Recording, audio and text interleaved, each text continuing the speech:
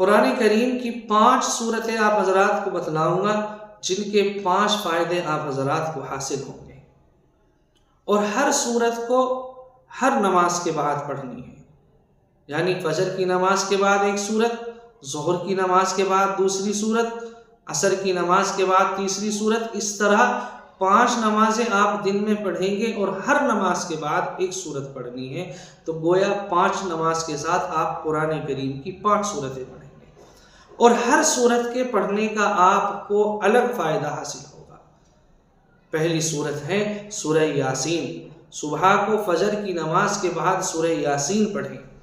اللہ تبارک و تعالی پورے دن کی جو کچھ حاجتیں تمنائیں آپ کی ہوں گی ان کو پورا فرمائے گا،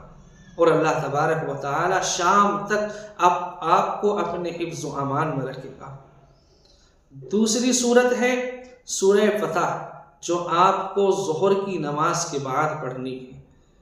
اس وقت تک موت نہیں آئے گی جب تک حج عمرے کی سعادت حاصل نہ ہو جائے۔ عصر کی نماز کے بعد آپ کو پڑھنا ہے سورہ نبا، 30ویں پارے کی پہلی صورت، امہ کے پارے کی۔ اس صورت کے پڑھنے کا فائدہ یہ ہوگا کل قیامت کے دن میدان محشر کی سختی سے اللہ تعالیٰ آپ کو محفوظ رکھے گا۔ اور چوتھی صورت ہے سورہ واقعہ،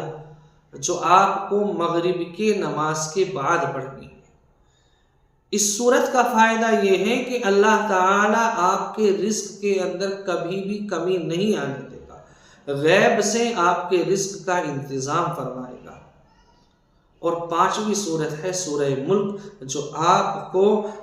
عشاء کی نماز کے بعد بستر پر جانے سے پہلے پڑھنی ہے۔ اللہ تبارک و تعالیٰ اس صورت کے ذریعے سے عذاب قبر سے بھی آپ کی حفاظت فرمائے گا، اور یہ صورت کل قیامت کے دن آپ کے لیے سفارش کرے گی، آپ کی سفارش کرے گی۔ یہ 5 صورتیں ہیں، پہلی صورت سورہ یاسین، دوسری صورت سورہ فتح، تیسری صورت سورہ نبا،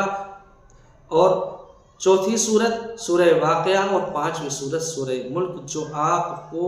ان 5 صورتوں کو ہر نماز کے بعد پڑھنا ہے، اور ان 5 صورت کے 5 فائدے آپ حضرات کو حاصل ہوں گے۔ اللہ تبارک و تعالی مجھے بھی، آپ کو بھی، اور تمام امت محمدیہ کو ان صورتوں کی تلاوت کی توفیق عطا فرمائے، اور جو کچھ ان کے فوائد حاصل ہوتے ہیں اللہ تبارک و تعالی ان فوائد کو